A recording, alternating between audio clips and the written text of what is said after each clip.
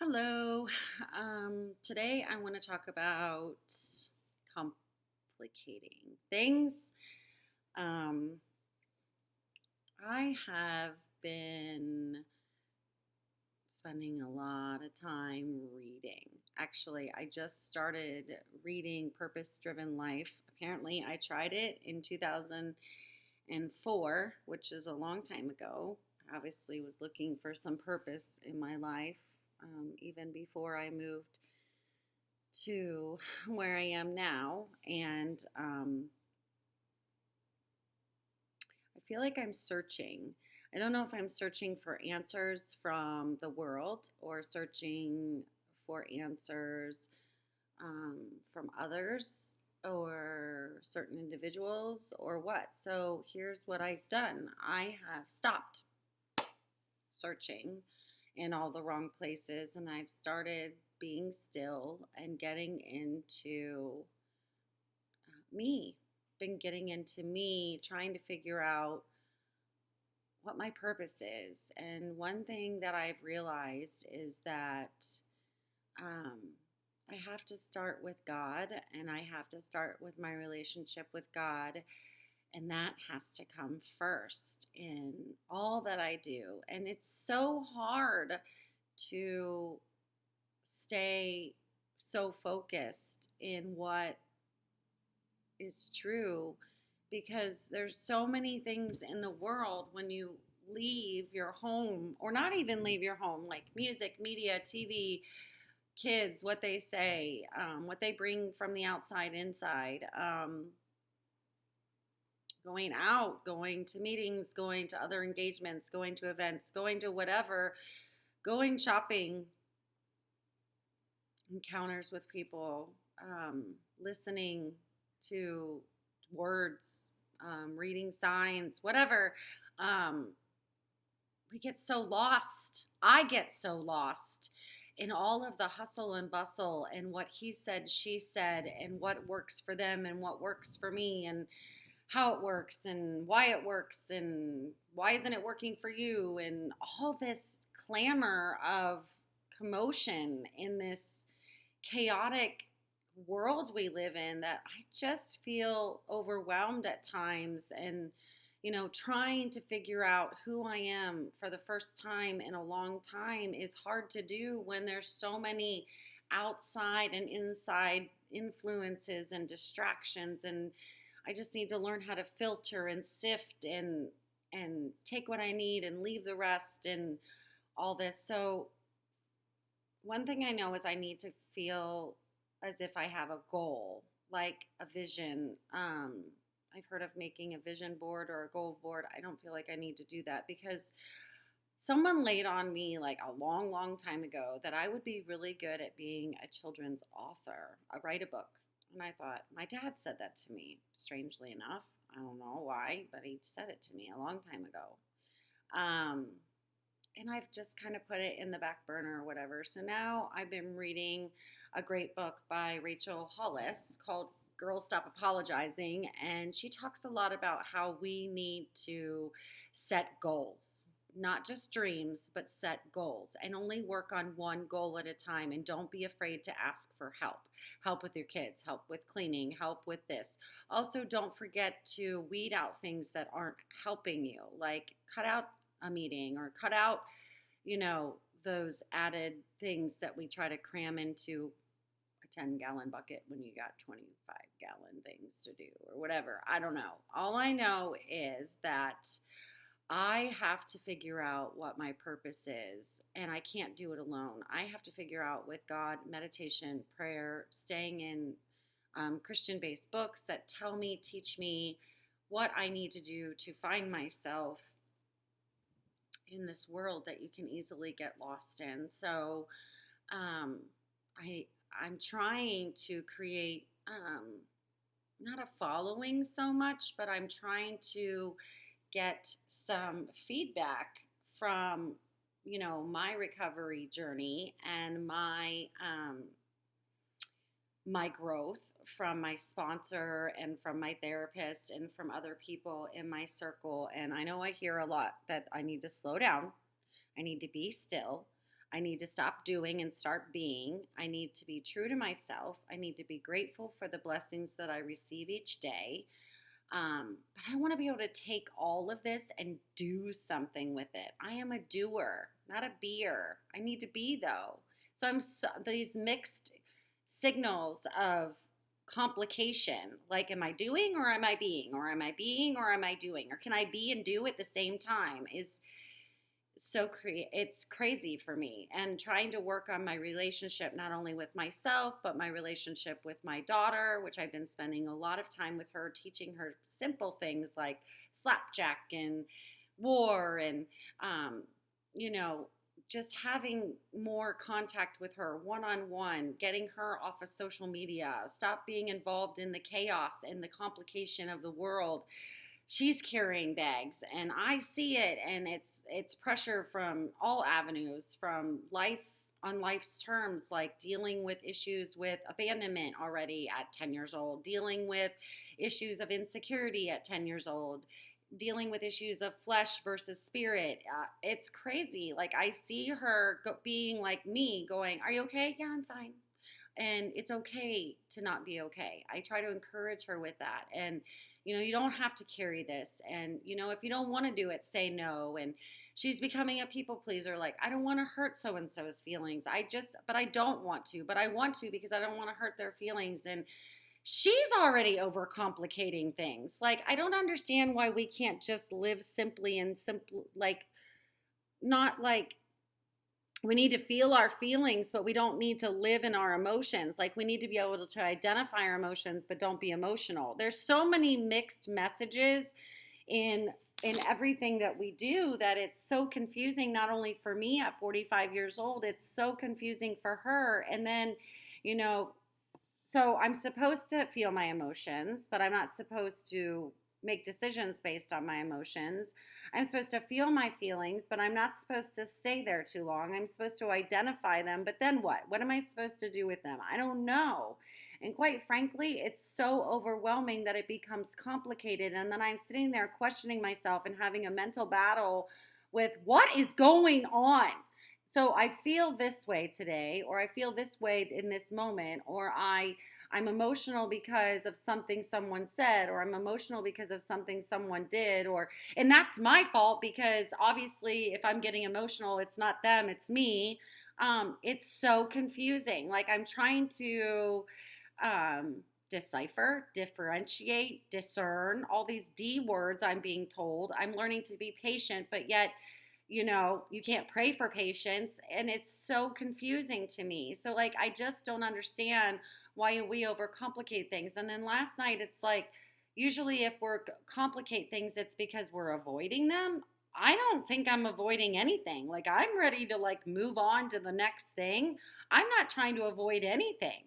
I just don't want to be in a drama-filled conflict cesspool of confusion and complication. All I want to do is maybe move on to working on my goals and, get through this day, one day at a time.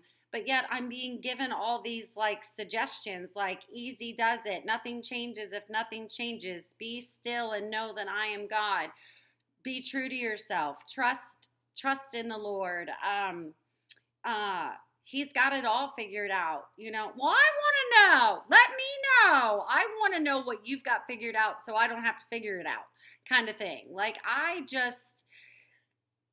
have trouble with this. I have a really hard time trying to figure out how to uncomplicate things. And then I overcomplicate things. Like I say, I don't like complication, but then with the complication, I try to not be complicated, and then I overcomplicate. And it's so hard because, it's not that I want to be famous or anything. I just want to give back and be of service and take my gifts and talents that I've been God given, and I want to share them with others, maybe through a recovery talk, or giving a mini lead, or chairing a meeting, or going out in the streets with the organization Time to Revive and sharing the love of Jesus, or being a part of a ministry that shares the gospel with children, or helping with different things here and there so that I can show my support for things that I believe that are God things. I just want to do and be a part of things that um and then I want to do and be a part of things that support my growth, that and also what my growth has brought to me, taking what I've learned and share it with others. But then I'm being told, be quiet, listen, stop talking. You already know what you're going to say because you know it already. So now it's time to listen. And, you know, it's all a bunch of craziness. Why can't we just be who we are? Who God created us to be. He knew who we were before he even put us in our mother's wombs. He knew what he was going to do for us. He numbered our days. He collects our tears. He's numbered the number of hairs on my head. I just want a little bit of an idea. I mean, it's like I got all these puzzle pieces in a million pieces of puzzle project. He's got the picture. He's got the plan. The framework is in the Bible, but I need to know, kind of where I'm going, and I need some feedback and I need some suggestions. But then I take all the feedback and I take all the suggestions and I mix them all together and I throw in my emotions and my feelings and I go, what now? And then I'm being told, just trust. And I go, well, I have trust issues. And oh, well, then surround yourself with people who might be able to lift you up. And then I have issues with abandonment. So it's like, well, if I give too much of my emotions or I get too involved emotionally, or if I spill over in this area and then I give all that I can in this area and then I won't have enough to give over in this area. And then I become a people pleaser and a codependent and a control freak. So it's like I'm trying to get away from being a people pleaser, and I'm trying to get away from being a control freak, and I'm trying to get away from being codependent. I don't need to fix other people's problems. I just need to get fixed. So when I break it all down and I know exactly where I need to go, I go to God, and God says to me, Laura, stop rushing around like Martha and be still like Mary. And then I read that Martha slowed down a little bit and God changed her to slow down and be still a little bit, but then he sped Mary up a little bit because she did sit and she was fervently praying and worshiping at Jesus's feet, but he then had to lift her up and say, but I need you to do some things with all of this love and affection that you have for me. So he balanced them out. And I think at the end of the day, that's what I need I need balance. I need to balance the scales. Who am I? Who am I? Who am I? The Lord says, I am enough. I am loved. I was part of his plan. He gave me my parents because he knew what he was doing. Even though my parents maybe not have met all of my needs, he knew that before he even placed me in my mother's womb. He knew when I was going to be born. He had my birth date planned out.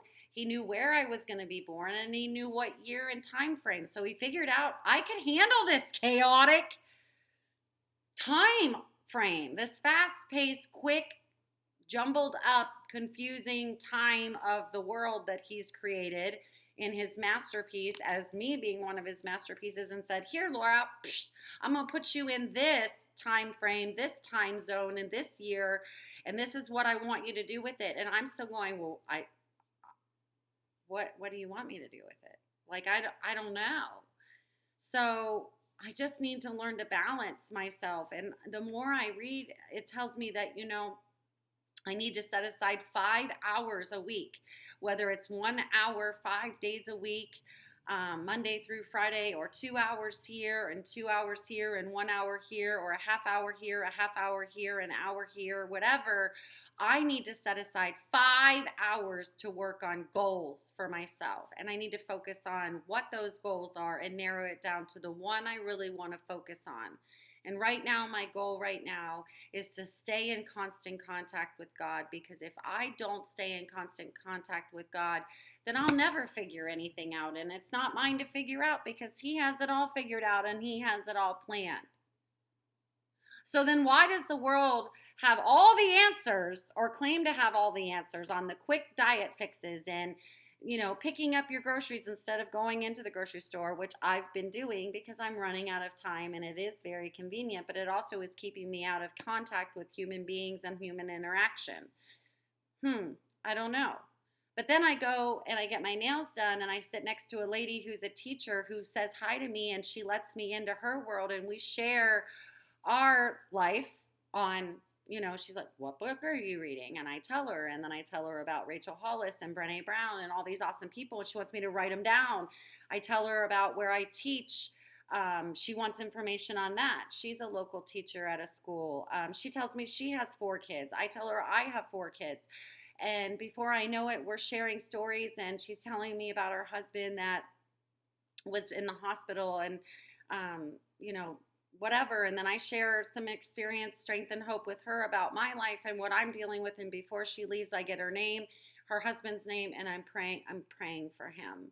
So I guess that's what I just need to do is just go about my day, see what God brings to me. Um, that happened the other day too. This woman that I met was yesterday, and the day before, I wrote it down. I had to write it down. When I was out teaching at a local school, I met a boy in 7th grade who was so animated and full of life, or so it seemed, and seeking lots of attention, and had a great, I don't know, we had a great, like, sense of humor. He was outgoing, he was playful, he wasn't obnoxious, he was a little disruptive, but I had a conversation with him and come to find out that he struggles, and he recently has been orphaned by his parents who have both died of an overdose. And I reached out to him and I said that I was sorry for his loss, and that I he was a great kid, and um, that I just kind of reassured him and said that I was a part of the recovery community in this area, and that people who struggle, because we all do, um, have places to go. And he said something along the lines of, like, "Well, thank you for telling me, but my parents are gone," or whatever. And he was kind of done with the conversation, so I left the conversation. But I feel like the word that came to me when I got in the car and I left that day is hope. I gave the boy some hope, because if ever there's a time in his life where he's going to need help, I basically let him know that help was available and that we have a wonderful recovery community in this county that can offer hope for those who are lost, and just to keep his chin up, and that he's loved. And I without being religious or anything, I just said, God has a plan for all of us, and he has everything figured out, and we don't need to worry. And I feel like God is using this boy, and used that conversation that I had with him to spread some hope, because I know that the conversation was had with him, but there were others around who may have been listening. So I'm sprinkling the seeds anyway. So I know I'm rambling, but at the same time, I feel like that maybe this is my hope. Maybe this is God's hope for me, is to just be a sprinkler, a bearer of good news, um, to disciple, but yet not um, come off as being disciple-ish, forcing my beliefs on others, but just sharing um, good news, and allowing those words to flow from my mouth, from what I know to be true, from what God says. And so I think my goal has been established, and I think that I am going to stick with the goal. I'm starting to get some ducks in a row, not many, just a few little sprinkles here and there, as to what God has planned for me. I'm listening. I literally, for the past 3 days, have slowed down, spent time, so much time with my daughter and in the Word, and reflecting and writing down experiences that I had with the woman and then the child, the student, and starting over with purpose driven life to figure out, the next 40 days, what my purpose is. And just taking it one day at a time, and not feeling so hurried and rushed. And even though it doesn't answer my questions about feelings and emotions and how we're supposed to feel our feelings, but not get too emotional, because our emotions will lead us in the wrong direction. and how we're supposed to continue changing and not become complacent, because if we're changing, we're growing, and growth is supposed to be uncomfortable and not easy. And if it was easy, everybody would be doing it. There's so many mantras and mottos out there and slogans. Um, but at the end of the day, it all boils down to one thing for me: it's God. Good, orderly direction. If I am lost, He will find me. If I am feeling overwhelmed, I shall seek Him. If I'm feeling content, I should seek Him. I should always praise God for another day and be thankful and grateful for the blessings that I've been given. I actually made a gratitude list online with one of my students from China today. She said she likes to journal, and I told her that I also find myself journaling. And when I have a lot going on, I usually will sit down and make a gratitude list and write it in a gratitude journal. So she and I made a gratitude list. I made one and she made one all the way in China this morning. So I know it sounds like,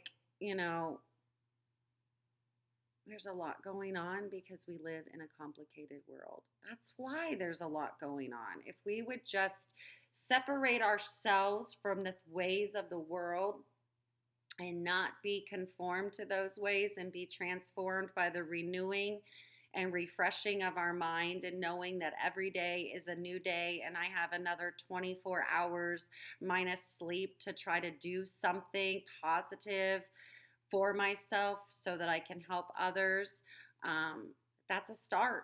And then only God knows. Let Him be the wind in your sails. Let Him be the anchor when you're running off, to different places. I asked myself, if God gave me an island and I was by myself, what would I do there? Would I want to get off the island? Would I be scared? Would I be panicking? Or would I use my circumstances not to define me, but be able to use my circumstances and the things that are in the circumstance, like an island, for example, to help me build and create something, and even though I would be alone, I really wouldn't be alone, and God would provide me with all my needs, and then I would use the gifts and talents that He gives to me and the signs, through prayer and meditation and the gospel and the word, that I would be able to survive if I were alone on an island.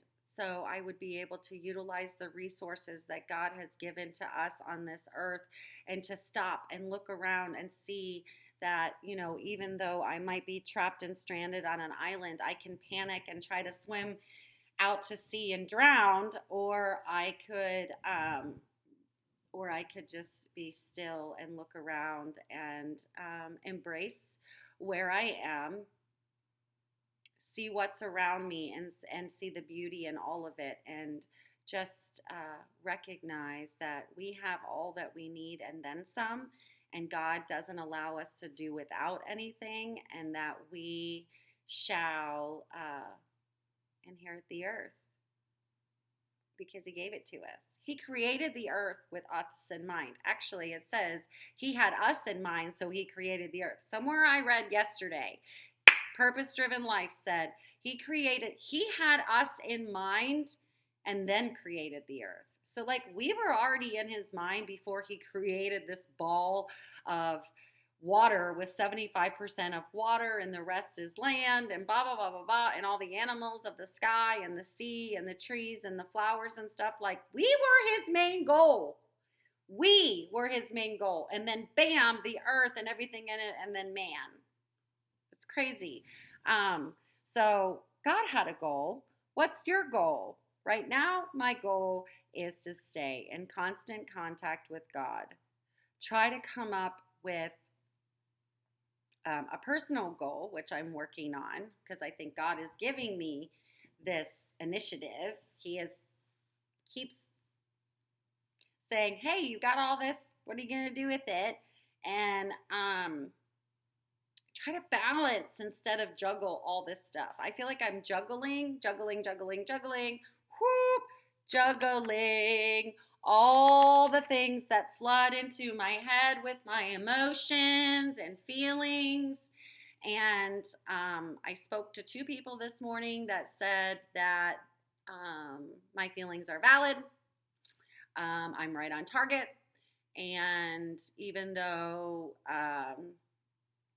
we do get emotional at times, yes, we shouldn't make drastic decisions like moving or relationships or job changes or anything like that when we are emotional. But when you feel it, when you actually feel it in your heart and you feel it in your mind and you feel it in your soul and you feel it with your spirit, then it's when you are called to then act on those feelings rather than emotions. So today, I am going to do some things to try to spark my feelings, try to feed the spirit, and then see where that goes. Even though I have things on my calendar planned for today, which will feed my feelings, the two things that I have planned today will feed my feelings and my perspective because I'm going to be of service in these two things that I have planned.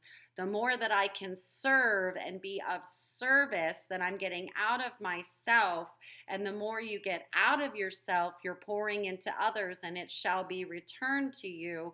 So then I will be able to know what to do with these emotions and know how to feel what is right versus what is wrong. So today, don't complicate, simplify. Have a great day. Bye.